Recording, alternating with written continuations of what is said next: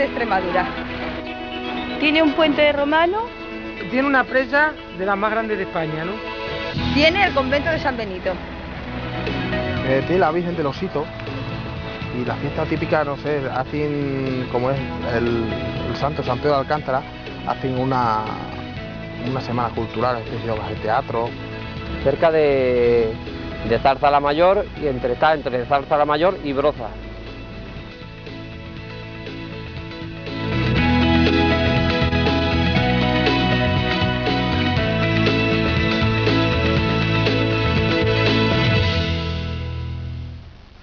Hola, muy buenas tardes y bienvenidos a mi tierra. A mediados del siglo VIII los árabes denominaron a la población en la que estamos Cantara al-Saif.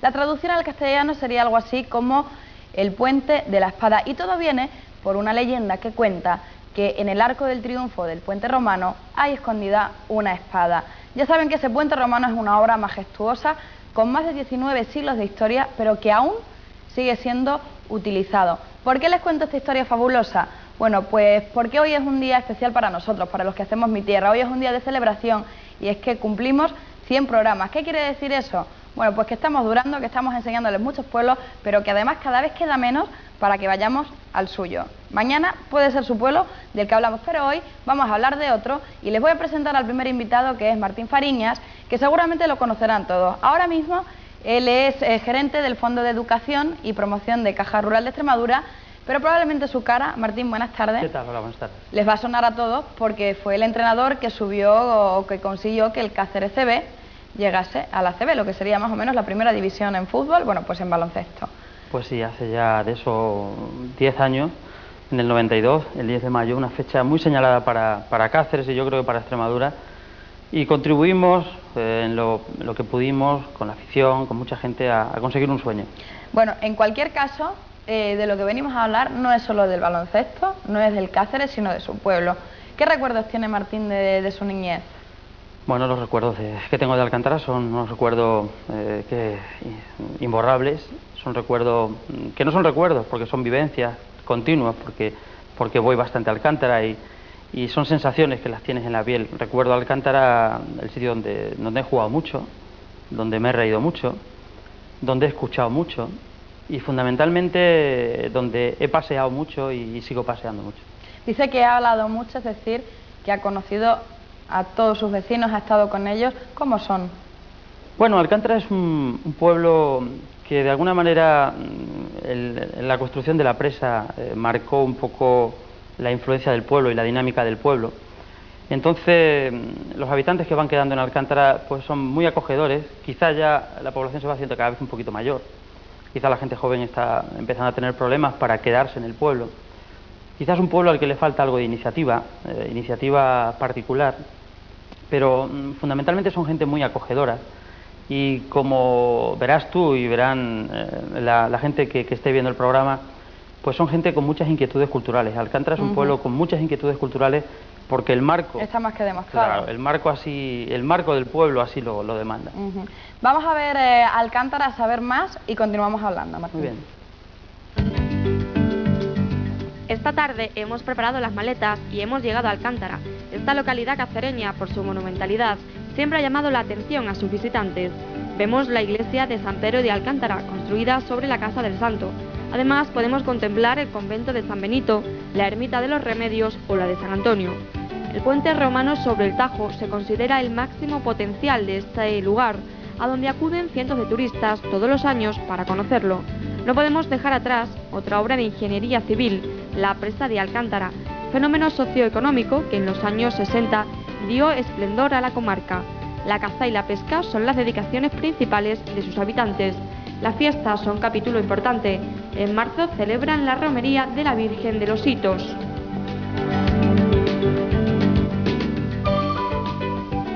Hablábamos antes, Martín, de esa construcción de la presa, de cómo ha cambiado la economía y la forma de vivir, pero ¿cómo se vivió esa construcción en el pueblo? Bueno, yo era bastante pequeño, pero recuerdo a mi abuelo.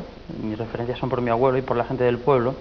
Mi abuelo trabajaba en la presa, o en las oficinas de la presa, Y evidentemente aquello fue una aluvión importante. Recuerdo el salir por la calle de pequeño y encontrar los bares completamente llenos de gente, pero no solamente lleno de gente de muchos sitios y de muchas lenguas diferentes. Recuerdo a italianos, a gente, bueno, que de alguna forma era muy desconocido para un niño que vivía en un pueblo de Cáceres, y encontrarte a italianos, algún alemán que otro, por las zonas habituales de... Luego la curiosa. Era bastante curioso, sobre todo supongo que las noches de los viernes o cuando se pagaba, pues todavía era mucho más curioso porque siempre sobraba algo más de dinero para irse a tomar alguna copa más, y cuando se está lejos de los sitios generalmente uno se siente con mucha más morriña. Entonces los italianos también cantaban y hacían ese tipo de cosas que se hacen cuando a uno se tiene que tomar unas copas y reencontrar sus raíces. Y aquello era una miscelánea muy divertida y llegó a ser muy cotidiana en un niño de mi edad. ¿Y qué soñaba con ser entonces? ¿Sabía que iba a dedicarse al baloncesto o...? No, para nada. ¿Le quedaba lejos? Era eso de dedicarse a algo profesionalmente, yo creo que surge. En mi caso ha surgido y no era una dedicación.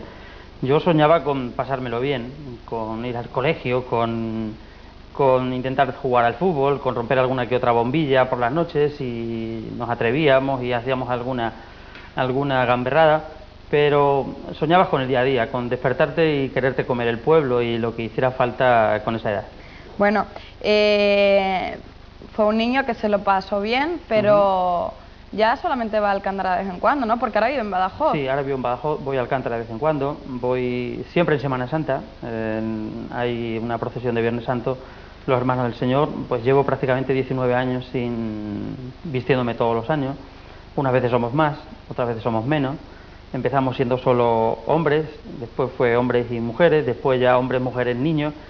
Pero sigo yendo porque creo que es algo que me pertenece y que me siento muy cómodo, y además en silencio, debajo de un capirucho, pues ves las caras que durante todo el año no ves y los analizas y los recuerdas.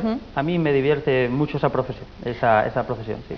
Martín, vamos a conocer a más vecinos del pueblo y sus calles y el pueblo en sí. Muy bien.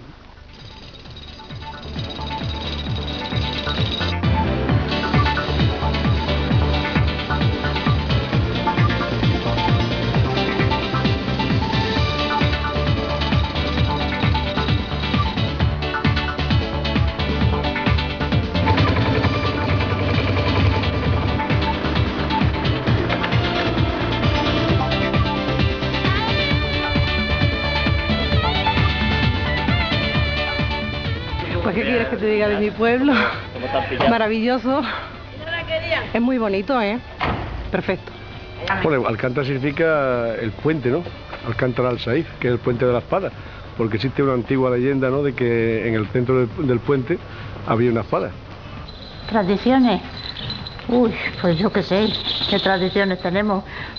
Sobre todo la romería de la Virgen de los Hitos, San Pedro, que es el patrón, San Pedro de Alcántara, las matanzas, en fin, y unos dulces muy buenos que se hacen, las En Broza nos dicen que de Alcántara ni el polvo, pero es porque San Pedro no quiso mezclar, al salir de Alcántara, que murió en Arenas de San Pedro, se sacudió las zapatillas porque no quiso llevar el polvo de Alcántara a sitio ninguno. Alcántara es uno de los pueblos más bonitos de Extremadura, ¿eh? Yo soy de fuera, pero vamos, llevo aquí muchos años y no lo cambio por nada del mundo.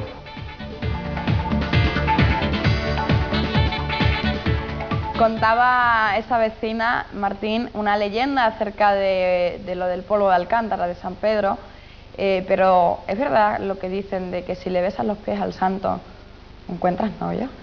Bueno, eso es la tradición que hay en Cáceres, en una de las plazas de Cáceres, pasado el Arco de la Estrella, hay una estatua de San Pedro y realmente el dedo lo tiene bastante deteriorado. Significa que el uso no sé si hace la función o no, pero lo que está claro es que la gente sí le besa el dedo gordo, no sé si el pie derecho o el pie izquierdo al santo. Sí. Yo creo que es el del derecho, no me acuerdo, porque está por allí. Pero no lo sé, la gente de Cáceres... Lo tiene bien peloncito, sí, muy brillante. Lo tiene bastante brillante, sí.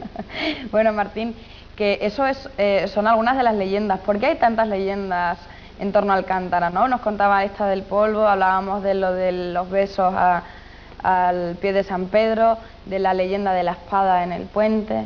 Hombre, porque Alcántara tiene una historia, o sea, todos los pueblos que tienen historia y sobre todo tienen tanta mezcla de razas y de culturas tan diferentes, los árabes, los mozárabes, los romanos, la trashumancia, no la podemos olvidar, pues Claro. todo hace que las leyendas no se sabe si son de Alcántara o vienen a Alcántara y de Alcántara salen otra vez, pero lo que sí es evidente que Alcántara es un pueblo de leyenda, es un pueblo que por donde quiera que vayas pues encuentras una casa, un escudo, un arco, una calle, un olor. Alcántara es un pueblo que huele de maravilla.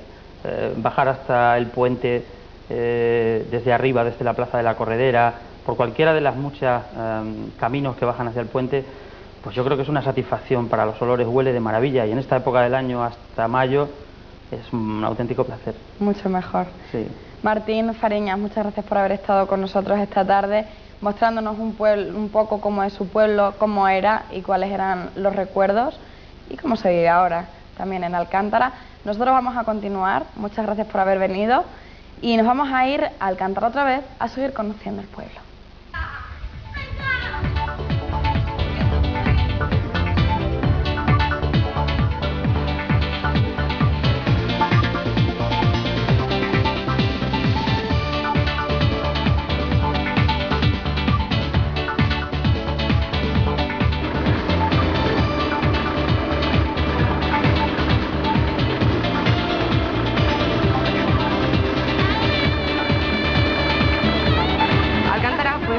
Por la orden de Alcántara, que estaba compuesta por militares, eran monjes y militares. Este pueblo vivía porque ahí había un convento de frailes y eso le dio mucha vida al pueblo durante años. Hasta que después vino la desamortización de Mendizábal. En el conventual de San Benito, cuando la guerra de la independencia, pues cuando estuvieron por aquí llegaron y el terciario de cocina pues llegaron y se lo llevaron en Francia.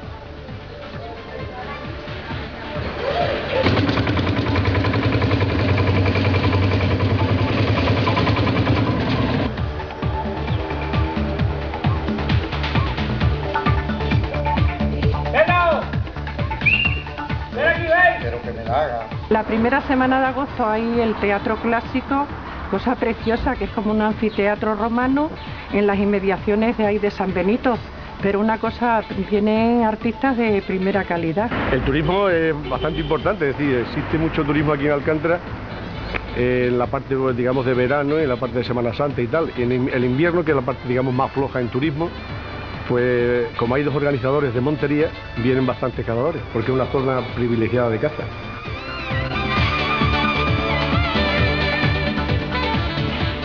Ya ven, así es Alcántara y así es su gente, pero ¿cómo será su historia? ¿Cuál será? Sebastián Alonso es historiador. Buenas tardes, Sebastián. Buenas tardes. Y Sebastián, pues es la mejor persona que nos puede hablar de esto.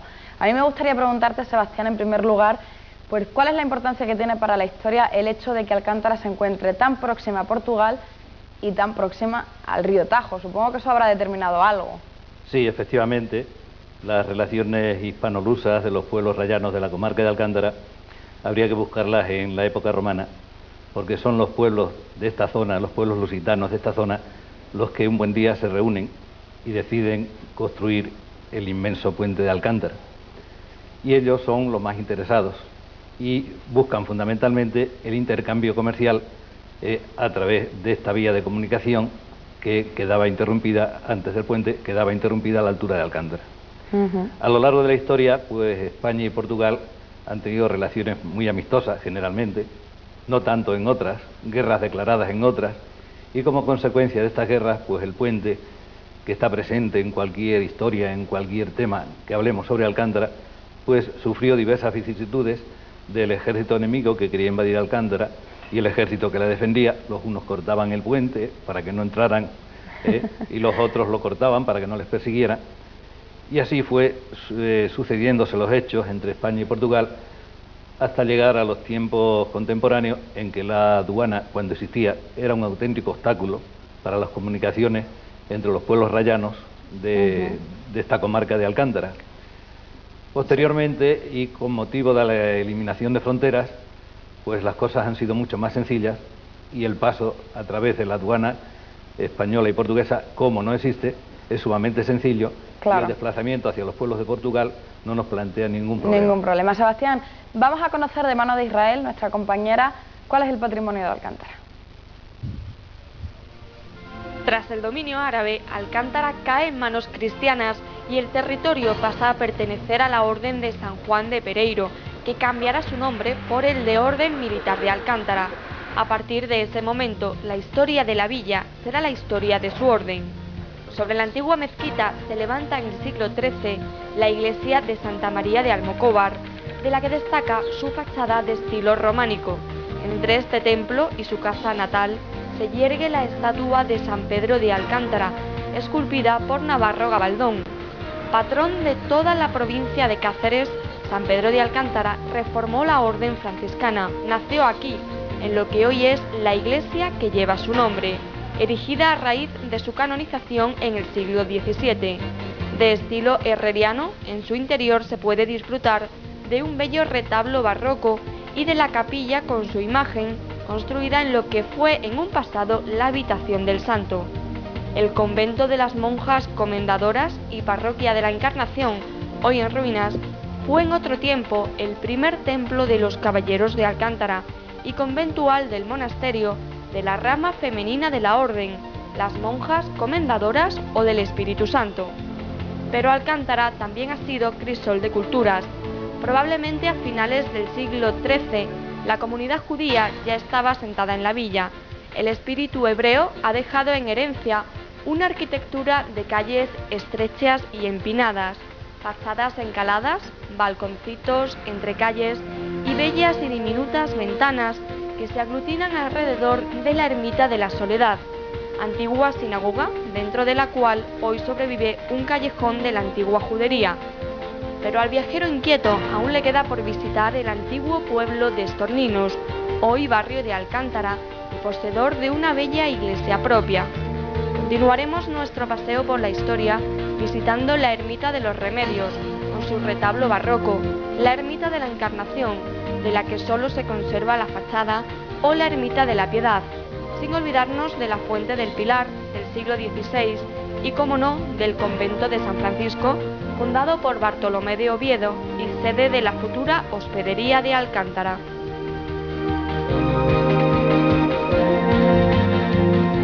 Definitivamente Alcántara bien merece una visita, por lo menos. Sebastián, hemos hablado un poco de qué suponía su situación geográfica y este puente romano, pero bueno, fueron los árabes los que fundaron una población permanente en esta localidad y luego fue reconquistada por Alfonso IX, que se la entregó a unos caballeros que acabaron siendo los caballeros de la Orden de Alcántara.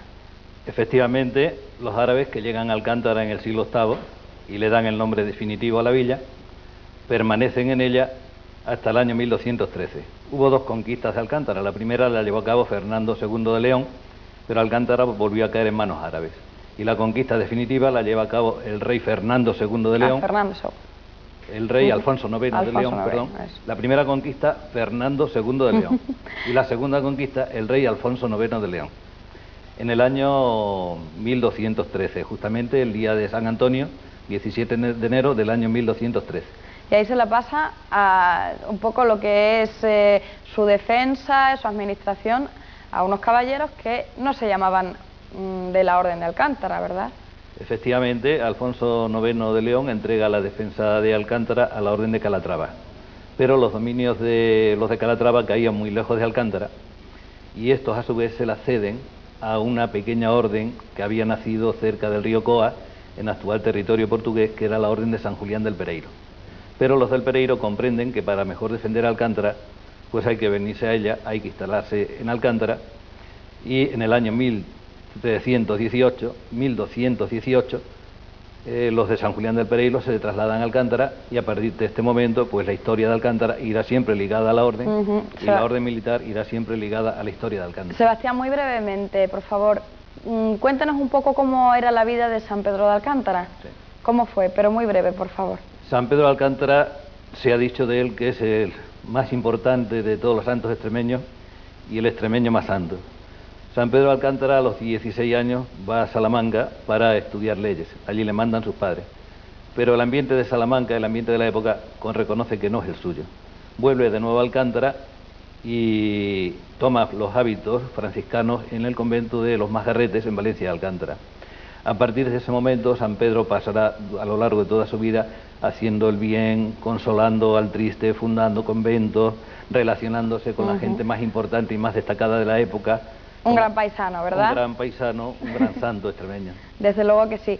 Sebastián, muchas gracias por haber estado con nosotros esta tarde hablándonos de la historia y de ese patrón de todos los cacereños. Y ahora nos vamos a ir al puente romano del que hemos hablado, que justamente está enfrentado a otro gran coloso, la presa. Bueno, el puente de Alcántara es una obra que bastante conocida por mucha gente, donde cumplió y sigue cumpliendo actualmente unas importantes misiones de comunicación, y la presa, en comparación con esa obra histórica, pues también cumplió unas misiones y sigue cumpliendo esas misiones de que en un momento determinado fue pues una colaboración importante al desarrollo de España con la producción de energía que de ella se puede extraer. En aquellos tiempos era la presa más grande de la Europa occidental. Ahora ya, quizás por desgracia nuestra, pues ya nos ha superado un embalse de aquí de La Serena, también en la propia comunidad esta extremeña. Ahora, al existir la presa, está más controlado los vertidos, en cuestión de riadas o cuando hay que utilizarlo. Entonces ahora creo que es menos perjudicial para el puente que antes de estar esta presa, porque el río Tajo es también, como el Aragón, bastante irregular, pero cuando viene bravo pues aporta un gran caudal que incluso pues parece ser, según tengo oído, que casi en alguna ocasión, no sé, no podría decirlo del año, tapaba casi los ojos del puente, del ojo del puente, y eso tampoco lo llegó a mover, ¿no? Los futuros dirán si esto será historia, ¿no? O yo intuyo que también, que podrá ser historia, sí.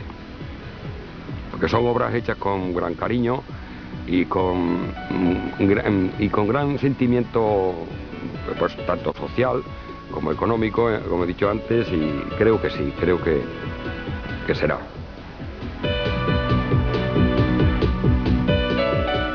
Por supuesto que pasará a la historia este embalse que antes era la presa de Alcántara, pero que ahora ya se llama pues Central Hidroeléctrica José María de Oriol.